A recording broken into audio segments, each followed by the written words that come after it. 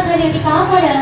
हाय दिवाळीचा सण आला, त्याची गोडी बनवून काय तयारीला लागता ग, मनहार कोणी जाय, लाडू करंजा कडबोळी सजे फराळाचे ताट, सान थोर सारे बघती दीपावलीची हो वाट.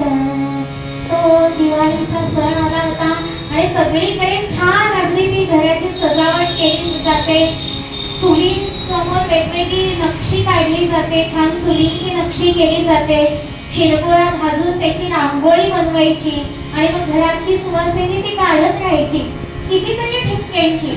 साने गुरुजींनी भारतीय परंपरेविषयी आणि भारतीय संस्कृतीविषयी, भारतीय स्त्रीविषयी म्हटलंय, त्या ठिपक्यांच्या रांगोळीमध्ये ती जणू काही आपल्या भविष्याच्या ओळी रेखाटत असते. तशा आपल्या भविष्याच्या ओळी त्या स्त्रिया रेखाटत होत्या आणि इतकी सुंदर सगळीकडे सगळ्या घरातून खाद्यपदार्थाचे सुगंध दरवळत आहेत.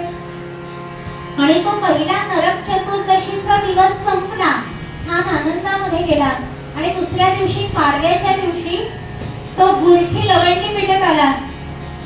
दिन दिन दिवाळी, दिन दिन दिवाळी, गाई म्हशी बवाळी, दिन दिन दिवाळी, गाई म्हशी बवाळी, गाई म्हशी कुणाच्या, लक्ष्मणाच्या, लक्ष्मण कुणाचा, आई बापाचा, आई बाप कुणाचे, काशी भाज्याचे, पांडुरंग हरी, वासुदेव हरी, पांडुरंग हरी, वासुदेव हरी, पांडुरंग हरी, वासुदेव हरी.